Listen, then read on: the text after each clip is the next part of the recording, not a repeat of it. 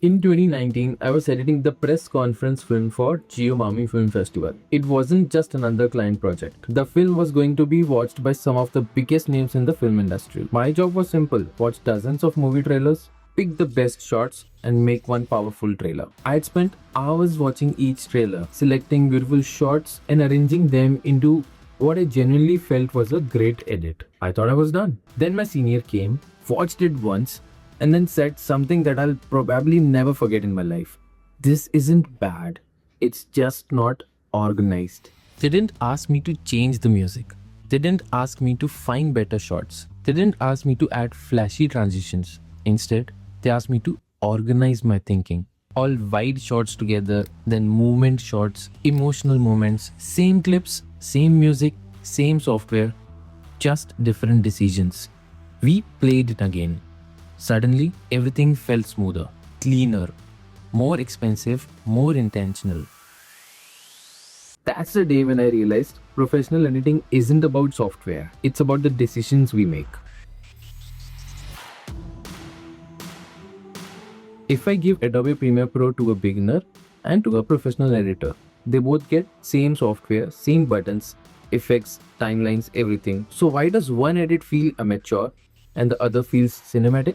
The answer isn't hidden inside the Premiere. It's hidden inside the editor. The big lie. Transitions, plugins, AI tools, preset packs, YouTube tutorials. Most of us think my edits don't look professional because I haven't learned enough software. I believed that too for years. So I learned more shortcuts, more plugins, more transitions, but my edits still didn't feel professional because I was improving my tools without improving my decisions.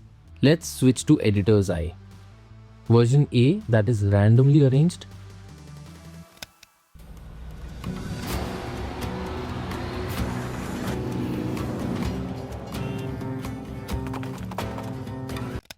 Version B, which is well organized.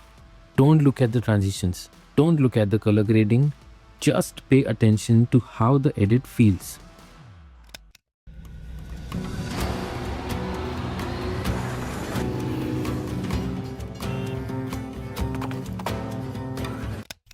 That's what professionals notice. Not bigger effects, but better decisions.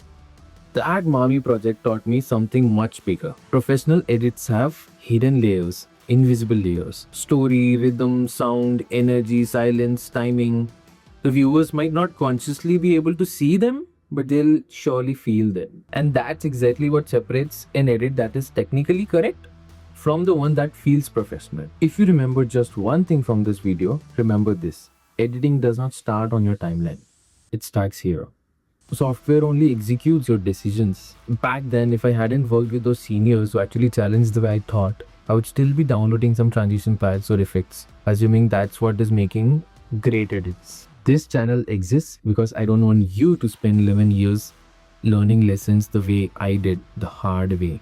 I want to compress those years into practical lessons you can apply today. In the next video, I'm going to show you the exact planning system I used before I touch a single clip. It's a simple framework that has saved me hours in my professional edits. And once you start using it, you'll never open a timeline the same way again. If you're serious about becoming not just a better software user, but a professional editor, subscribe. Because that's exactly what we're building here. Welcome to Small Town Editor.